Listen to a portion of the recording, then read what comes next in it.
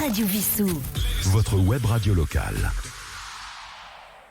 Eh bien, je suis en compagnie de Bernard Poinas qui va nous parler de l'exposition qui a lieu au Saint-Exupéry ce dimanche. Bernard Poinas, bonjour. Bonjour. Pouvez-vous nous indiquer quelle est votre fonction exacte ? Alors, d'abord, je suis vissoucien de cœur, habitant Palaiseau, mais vissoucien de cœur parce que j'ai travaillé pendant 20 ans au Conservatoire de Vissou en tant que professeur d'art plastique. Voilà. Et j'ai été remplacé par Madame Karine Bulot dans les ateliers du Conservatoire. Donc, je connais beaucoup de personnes sur Vissou. J'ai eu l'occasion de participer à beaucoup d'expositions avec les élèves de Vissou. Dans le cadre de la bibliothèque, notamment, toutes les années, il y avait une exposition des travaux d'élèves. Les Vissouciens étaient appelés à voter pour faire un prix du jury. Il y avait qui obtenait un très grand succès, puisque bien souvent, plus d'une soixantaine de personnes participaient à cette manifestation. Voilà, donc on m'a invité, bien que n'étant pas de Vissou, à cette exposition et j'en suis très flatté. Voilà. L'art est universel, hein, il n'est pas uniquement local. Voilà, c'est très bien. Voilà, donc c'est une initiative, je trouve, très heureuse de vouloir réunir toutes les personnes qui ont une activité créatrice sur Vissou, combiné aussi avec quelque chose qui me semble très important, c'est-à-dire que lundi, il y aura une ouverture pour les élèves des écoles de Vissou. Et donc les différents artistes pourront expliquer leur démarche, les techniques utilisées aux élèves qui viendront dans le cadre de cette exposition, où ils pourront poser toutes les questions. Voilà. Comment repère-t-on, puisque vous avez travaillé dans ce sens avec des jeunes, je présume, comment repère-t-on la fibre artistique chez un enfant ?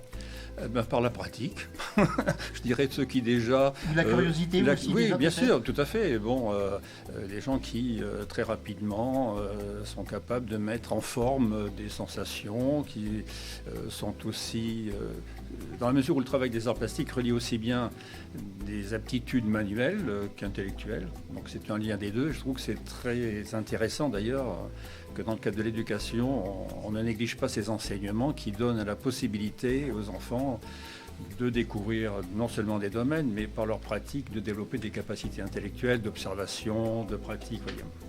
Et vous-même, quelle forme d'art pratiquez-vous exactement ? Peinture, sculpture ? Alors moi j'ai une formation plus en classique. Je suis passé par l'école des Beaux-Arts, de Lyon d'abord, puis à Paris.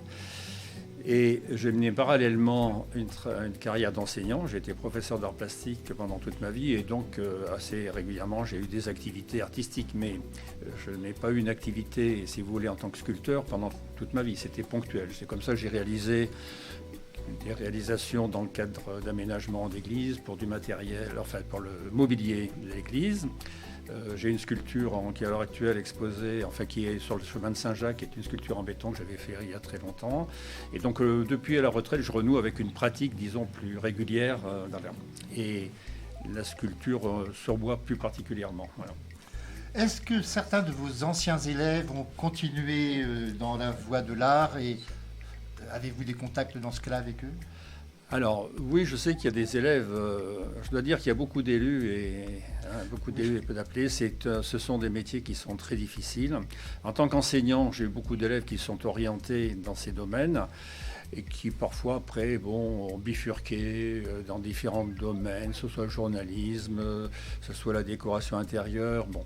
Mais c'est très difficile parce qu'après chacun mène sa vie, on n'a pas toujours le retour. C'est d'ailleurs le drame des enseignants, c'est qu'ils sèment des graines mais n'ont pas toujours le retour. Quelquefois, si j'ai des élèves, en tant qu'enseignant, 2 ou 3 élèves qui m'ont tenu au courant de leur avenir professionnel, un qui a monté une agence de publicité par exemple en Guadeloupe, une autre récemment qui travaillait aussi bien en Angleterre qu'à New York sur le packaging, par exemple. Ça, j'ai des exemples très concrets.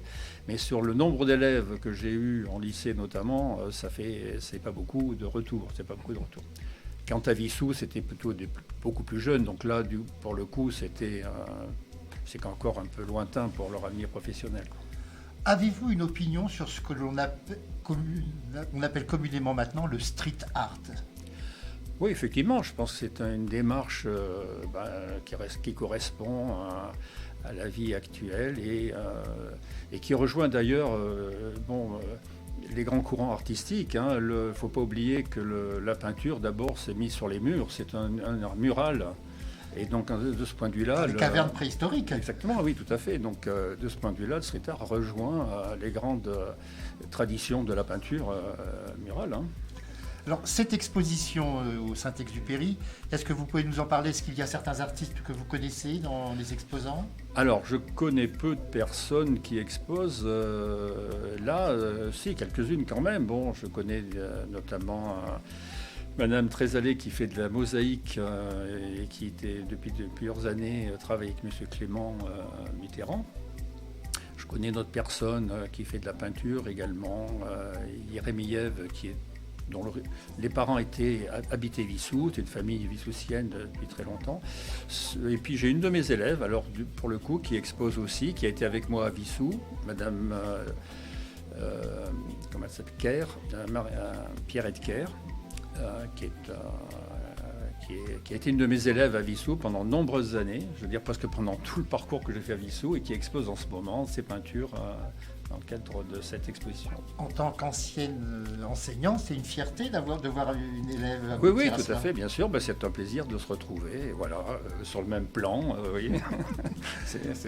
Eh bien, je vous remercie beaucoup pour cet entretien et rendez-vous à tous pour cette exposition, sachant donc que les scolaires, lundi, pourront en profiter. Voilà, les scolaires à partir de 9h, il y a trois séances qui sont faites le matin et 2 séances l'après-midi pour les scolaires de Vissou. Parfait. Merci beaucoup et à très bientôt. À très bientôt. Au revoir. Merci. Radio Vissou. Votre web radio locale.